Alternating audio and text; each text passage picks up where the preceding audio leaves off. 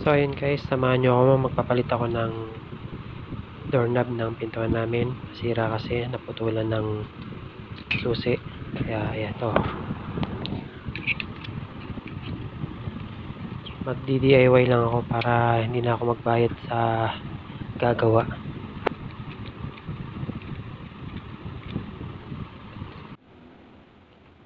So ayan, ito sinimulan ko ng baklasin yung lumang doorknob. Pero itong part na to, di ko matanggal kasi lost thread na yung tornilyong nakalagay. Siguro ito na lang yung gagamitin ko.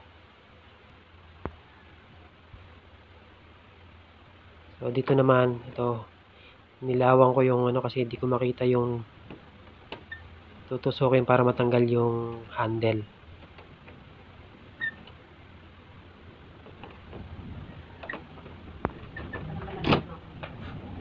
At ayun, dito natanggal ko na yung handle, kaya ito sinunod ko na rin tanggalin yung naka-screw na lock niya para matanggal yung buong doorknob niya.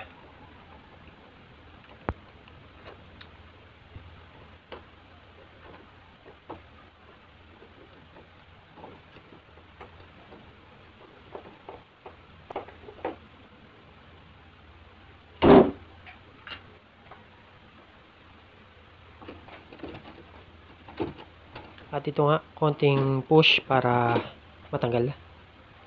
Ayan, natanggal na natin ang lumang doorknob. Kasunod niyan, ito na yung bagong ilalagay na natin, bagong doorknob. So yun, dapat ma-shoot yung part na to. At dahil sa may lumang nakakabit doon, yun na lang ginamit natin. I-shoot na lang natin para may salpak na maayos.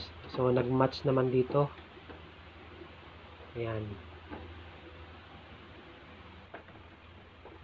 Nilagyan ko na rin ng takip, nilak para hindi mahugot.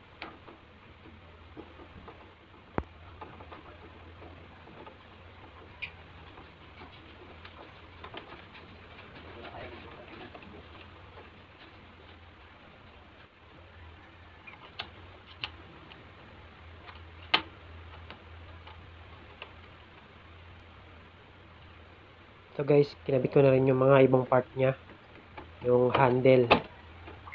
Yun, okay na guys. Yan, ikabit na natin guys.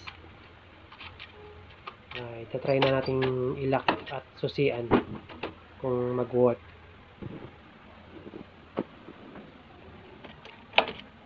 Yan guys, nilak ko.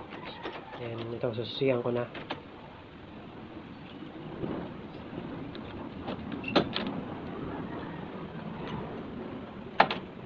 Ayun guys, tingnan nyo.